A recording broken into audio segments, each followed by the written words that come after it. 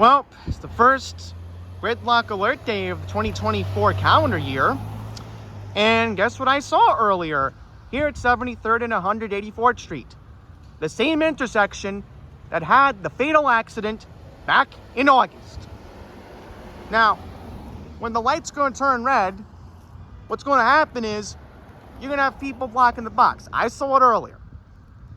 And so this is what I don't understand with NYPD Highway Patrol or the DOT. You know, fact of the matter is, again, people just started to pay their fines.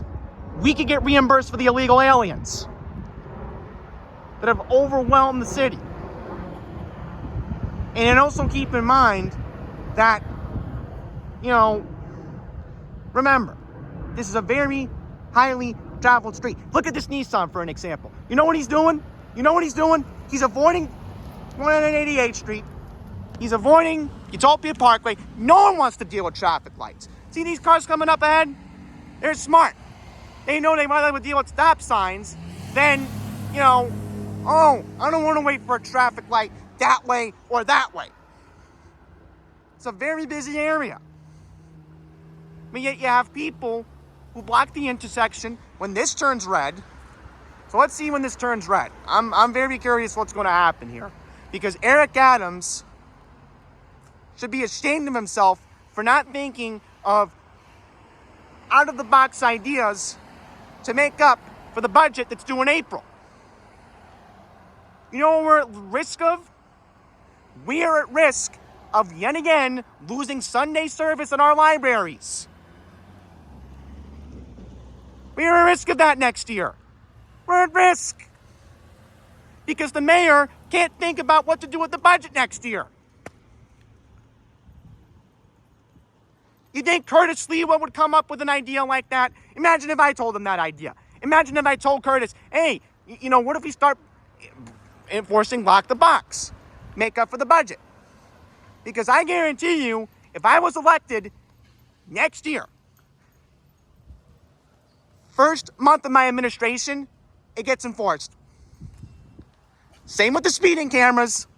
They're getting enforced too. You're paying your fines. All right, because we are at risk of bankruptcy with these illegal aliens being here. We're at risk. So just watch. I'm going to see if anybody blocks the box coming up. So far, traffic's been light. I thought traffic would be a little bit heavy today with, you know, everybody coming home from the city. But that hasn't been the case yet. So let's see. Yeah, so far it's been light. I did see somebody blocking the box earlier. So, again, what I don't get, you know, I'll just mention, Curtis Lewa hasn't filed with City Campaign Finance Board. Well, I had to stop recording because guess what?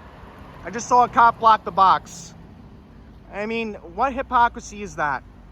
So, my point is, you know, when you look at Vicky Palladino fundraising, and when you look at, you know, the other Republicans, especially if we have an incumbent in the Bronx that flipped the seat 2 years ago, you know, we have a lot at stake. So, I don't know, folks. I mean, after the November election, I'm going to really contemplate not thinking about going to Florida. I am really considering it. Because somebody's got to step up. We need a new leadership of generation in the city, because right now we are at risk at being bankrupt before the year 2030. Somebody needs to speak up, and somebody needs to take a stand. So I'm done here. I don't think anybody else is going to block the box at the moment, but yeah, I'm going to wrap this up.